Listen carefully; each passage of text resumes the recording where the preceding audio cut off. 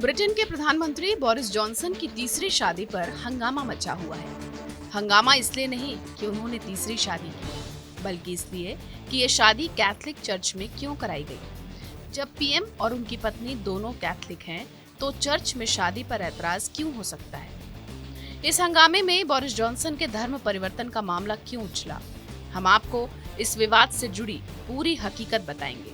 साथ में ये भी बताएंगे कि तीन शादी करने वाले बोरिस जॉनसन के अब तक कितने अफेयर्स सामने आ चुके हैं। आप देख रहे हैं नो दिस, जुड़े रहिए हमारे साथ। 29 मई को जब ब्रिटेन के प्रधानमंत्री बोरिस जॉनसन ने अपनी मंगेतर कैरी साइमन से शादी की, तो सिर्फ 30 खास मेहमानों को इसकी खबर थी।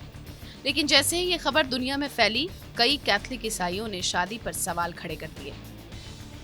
अब सवाल ये है कि इन्हें बोरिस जॉनसन की शादी से भला क्या आपत्ति थी।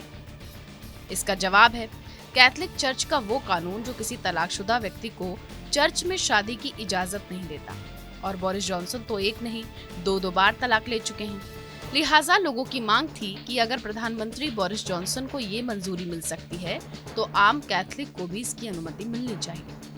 हालांकि ईसाई धर्म के जानकारों की राय है कि बोरिस जॉनसन और कैरी साइमन्स की शादी में कैथोलिक चर्च ने किसी तरह की रियायत नहीं बरती। नियमों के मुताबिक जॉनसन की पहली दोनों शादियां चर्च की नजर में अमान्य यानी इनवैलिड है, क्योंकि दोनों ही शादी ना तो चर्च में हुई थी, ना ही इसकी कोई इजाजत दी गई थी। इसलिए चर्च की नजर में ये बोरिस जॉनसन और कैरी साइमन्स दोनों की पहली शादी थी, और चूंकि दोनों कैथोलिक हैं, इसलिए चर्च ने इस पर अपनी मुहर लगा दी।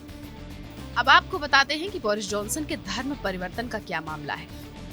कैथोलिक चर्च में ब्रिटिश पीएम की शादी का विरोध करने वाले लोगों का आरोप है कि बोरिस जॉनसन ईटन कॉलेज में पढ़ाई के दौरान कैथोलिज्म छोड़कर ईसाई धर्म की एंग्लिकन फेथ को अपना चुके थे, चर्च ऑफ इंग्लैंड से जुड़ चुके थे।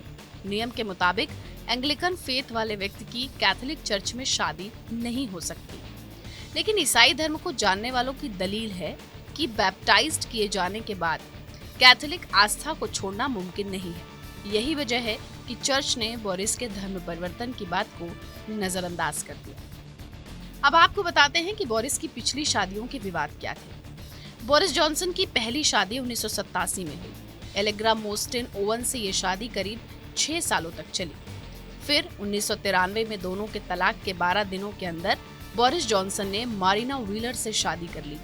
खास बात ये रही कि शादी के 5 हफ्ते के अंदर ही मारिना व्हीलर ने अपने पहले बच्चे को जन्म दिया। ये शादी नवंबर 2018 तक यानी 25 सालों तक चली, जिसके बाद दोनों अलग हो गए। 23 साल छोटी कैरी से बोरिस की तीसरी शादी। कैरी साइमन्स और बोरिस जॉनसन के रोमांस की खबर पहली बार 2019 की शुरुआत में आई।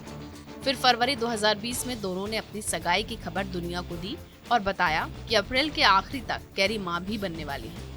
29 अप्रैल 2020 को उन्होंने विल्फ्रेड को जन्म दिया और इसके ठीक 11 महीने बाद 33 साल की कैरी साइमन्स और 56 साल के बोरिस जॉनसन ने इंग्लैंड के वेस्टमिंस्टर कैथेड्रल में शादी कर ली। अफेयर्स को लेकर विवादों में रहे बोरिस जॉनसन। 3 शादियों के बीच बोरिस जॉनसन के अफेयर्स भी खूब सुर्खियों में रहे।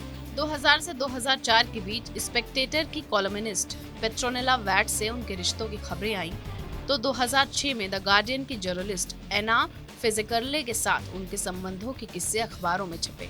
हद तो तब हो गई जब 2009 में आर्ट कंसल्टेंट हेलेन मैकनेटायर से एक बच्ची के जन्म का मामला कोर्ट तक पहुंचा।